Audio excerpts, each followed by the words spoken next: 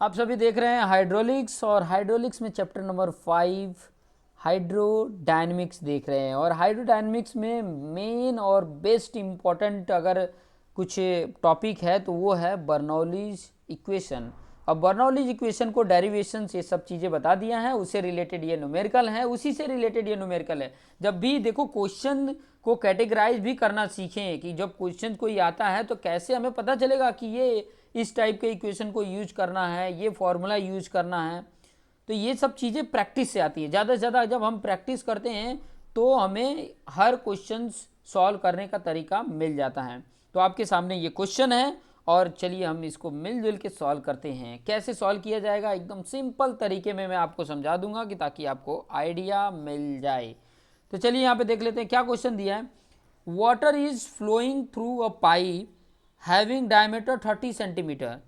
किसी का डायमीटर है ये मतलब जैसे ये पाइप है उसका डायमीटर 30 सेंटीमीटर और 20 सेंटीमीटर है। उसमें दो सेक्शन है, दोनों का जब डायमीटर की बात किया है तो अलग अलग डायमीटर है, मतलब वो टैपर्ड वाला पाइप होगा और उसमें वाटर फ्लो हो रहा है। At the bottom and upper and respectively बोल दिया, मतलब बॉटम में 30 सेंटीमीटर है और अपर में 20 सेंटीमीटर है, मतलब ये तो पता चल गया। ठीक है, तो बना लेते हैं पाइप। ठीक है, आगे इसमें एक चीज़ ये नहीं बोला है ना कि ये इंक्लाइंड है या ये हॉरिजेंटल है, ये चीज़ की जिक्र इसमें नहीं किया है। आगे देख लेते हैं, शायद दिया हो। The intensity of pressure at the bottom and 25 Newton पर सेंटीमीटर स्क्वायर दिया है। ठीक है, ये दिया है। And the upper and is 10 Newton percent, दोनों जगह का प्रेशर दे दिया है। Determine the difference in datum head, मतलब हेड Z1 और Z2 का डिफरेंस पूछा है। If the rate of the flow through pipe is 40 litre पर सेकेंड, मतलब इस रेट से वो फ्लो हो रहा है। ठीक है, इस रेट से फ्लो हो रहा है, इसका मतलब ये डिस्चार्ज उसका दे दिया है। ठीक है, उसका डिस्चार्ज क्या दे दिया है, इस रेट से वो फ्लो हो रहा है मतलब उसका डिस्चार्ज दे दिया है और डिफरेंस पूछा है।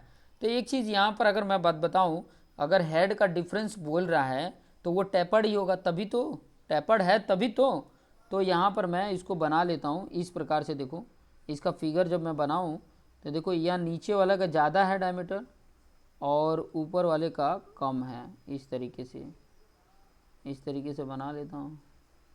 ठीक है, और ये मान लो इसका हॉरिजेंटल हो। ठीक है, हॉरिजेंटल मतलब हॉरिजेंटल पे ही रखा हुआ। ठीक है, तो इसका यहाँ पर Z1 अगर देखोगे तो Z1 हमने 0 रख लिया और ये Z2 हमें कैलकुलेट करेंगे तो जिससे हमें पता चलेगा। Z1 है, ठीक है, Z1 0 ले लिए, Z2 यहाँ पर है।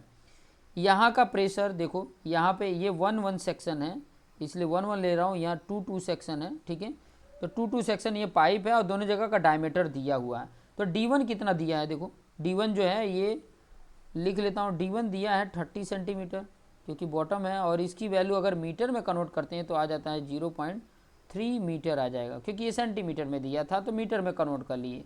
वही अगर मैं D2 की बात करूँ तो दिया था 20 सेंटीमीटर, तो इसका क्या आ जाएगा 0.2 मीटर आ जाएगा डायमीटर। ठीक है, और क्या वैल्यू दिया है, और वैल्यू इसका दिया था क्यू दिया है, डिस्चार्ज दिया है। ठीक है, और इसके दोनों जगह का प्रेशर भी दिया है। तो प्रेशर पहले यहाँ पे लिख लेते हैं।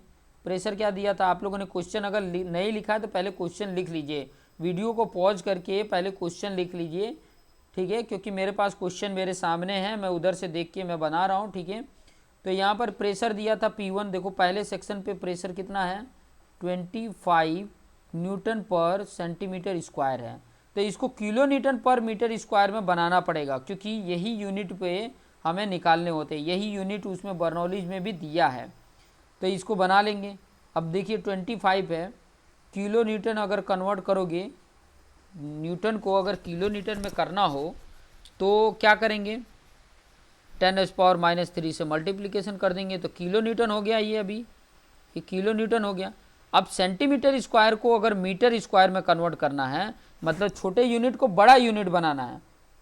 यहाँ पर मीटर स्क्वायर कब आएगा, जब ये सेंटीमीटर स्क्वायर को मीटर में चेंज करेंगे तो 1 सेंटीमीटर का 10⁻² मीटर होता है, तो सेंटीमीटर स्क्वायर है तो 10⁻⁴ हो जाएगा।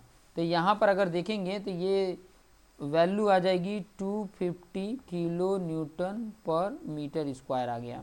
ये P1 की वैल्यू आ गई। P2 की वैल्यू अगर निकालेंगे तो कितना दिया था, सेम 10 न्यूटन पर सेंटीमीटर स्क्वायर है। तो आप इसमें देखोगे तो क्या कैलकुलेट करने में आया, एक जीरो ऐड हो गया है, तो यहाँ पर भी कर लेंगे 100 आ जाएगा, किलो न्यूटन पर मीटर स्क्वायर आ गया। ये P1 P2 मिल गया, ठीक है। अब हमें यहाँ पे देखोगे कि इसकी वेलोसिटी, दोनों जगह की वेलोसिटी हमें कैलकुलेट करनी पड़ेगी। तो आपको पता है कि दोनों जगह का डिस्चार्ज सेम होता है। पहले तो डिस्चार्ज जो दिया है वो देख लेते हैं। डिस्चार्ज क्या दिया है, Q की अगर बात करें तो यहाँ पर Q1 और Q2 दोनों बराबर हैं और Q है, और ये वैल्यू कितनी दिया था, 40 लीटर पर सेकेंड दिया है, ठीक है। तो इसको मीटर क्यूब पर सेकेंड में बना लेते हैं। तो मीटर क्यूब पर सेकेंड में जो होता है वो मैं बता देता हूँ कि आपको अगर मैं बताऊँ कि 1 मीटर क्यूब में 1000 लीटर होता है, तो 1 लीटर में मीटर क्यूब कितना होगा, 1000 से डिवाइड कर देंगे। तो 40 में 1000 से डिवाइड करोगे तो आपकी वैल्यू कितनी आ जाएगी, 0.04 आपकी वैल्यू आ गई, मीटर क्यूब पर सेकेंड आ गया। तो ये Q की वैल्यू आ गई। अब Q से मुझे दोनों का वेलोसिटी फाइंड आउट करनी, क्योंकि वेलोसिटी बिना आप जो हेड का डिफरेंस है वो कैसे निकालोगे, तो वेलोसिटी चाहिए। तो पहले के लिए देखो, पहले के लिए Q1 ही Q है, Q1 ही Q है और Q1 ही Q2 भी है। तो Q1 इक्वल टू क्या होगा, A1 इंटू V1, इसकी वैल्यू है 0.04 और A1 की वैल्यू π/4 और 0.3 मीटर स्क्वायर इंटू V1 करोगे तो ये जो सारी वैल्यू इधर डिवाइड करोगे, कैलकुलेट करने आना चाहिए। देखो यहाँ 4 डिवाइड में है तो इधर जाके मल्टीप्लिकेशन में हो जाएगा, और ये बाकी ऊपर जो V1 के साथ मल्टीप्लिकेशन में है तो यहाँ पे जाके डिवाइड हो जाएंगे, और V1 की वैल्यू आ जाएगी आपकी 0.566 मीटर पर सेकेंड, ठीक है। अगर इतना नहीं समझ में आ रहा है तो एक बार और ट्राई करो, और नहीं फिर भी नहीं समझ में आता तो कमेंट करके ज़रूर बताओ, मैं वो चीज़ें एक्सप्लेन करके बताऊंगा। फिर यहाँ पे Q2 निकालोगे तो Q2 भी तो Q के बराबर है, और A2 इंटू V2 मिलेगा। तो यहाँ पे कितना है, 0.04 ये Q2 की वैल्यू है, एरिया π/4, D2 की वैल्यू 0.2 है, स्क्वायर कर लो इंटू V2 कर लो। इसी तरह से इसको भी सॉल्व करोगे तो V2 की वैल्यू आ जाती है 1.273 मीटर पर सेकेंड आ गया।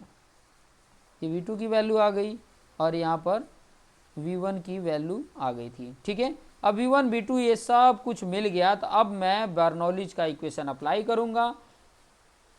Z1 और Z2 का तो डिफरेंस निकालना है, तो इसको कैलकुलेट करने की ज़रूरत नहीं है, वो उसी में डिफरेंस मिल जाएगा। तो यहाँ पर मैं हेडिंग डाल के लिखूँगा, क्या लिखूँगा, एज पर बर्नौली, कैपिटल में B लिखना, बर्नौली इक्वेशन, ठीक है। एज पर बर्नौली इक्वेशन, क्या है बर्नौली इक्वेशन, मैं यहाँ पे बता देता हूँ।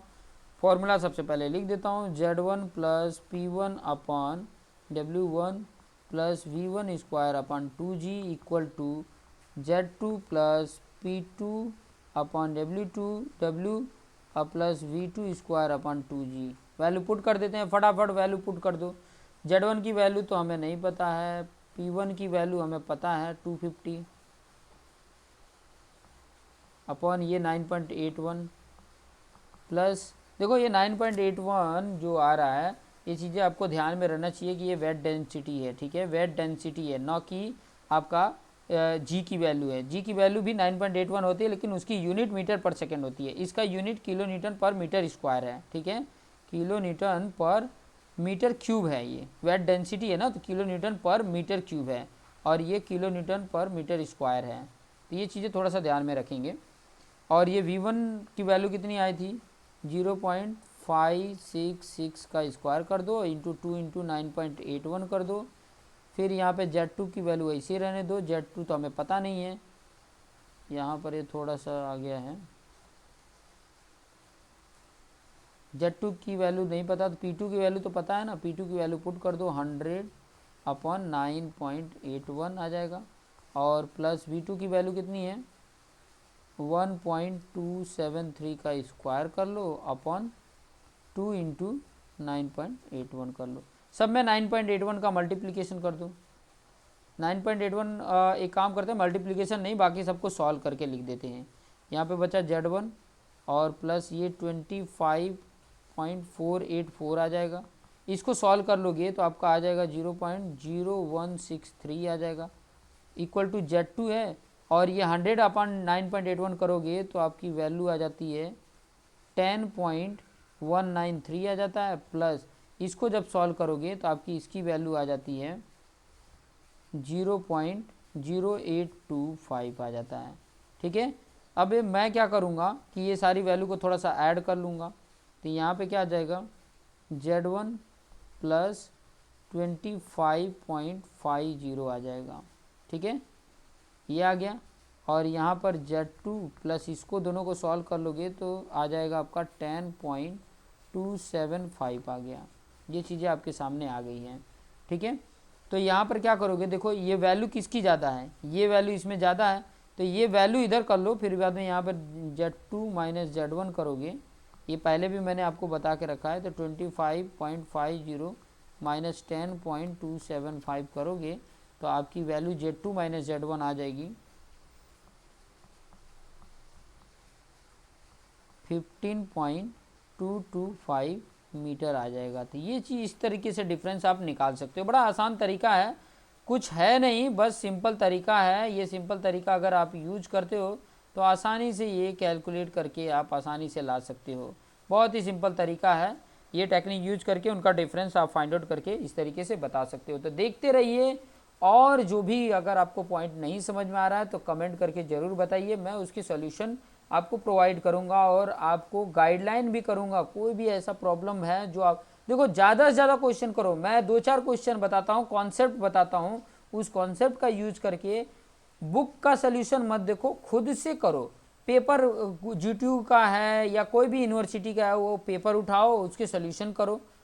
ठीक है, कॉन्सेप्ट का यूज करके जब सॉल्व करोगे तो आसानी से आप कैलकुलेट कर पाओगे। तो देखते रहो और अपने आप को बेस्ट बनाते रहो। Thank you for watching this video.